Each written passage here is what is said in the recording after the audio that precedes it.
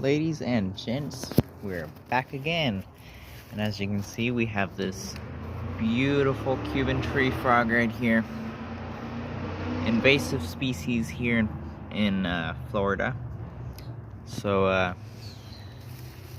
yeah, not supposed to be here.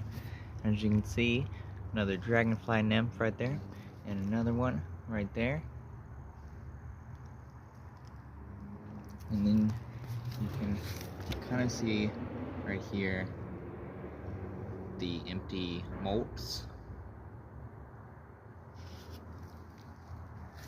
And we're gonna go ahead and give this guy a yoink.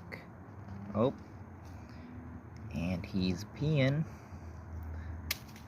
And another yoink. Invasive acquired. See you guys in the next video.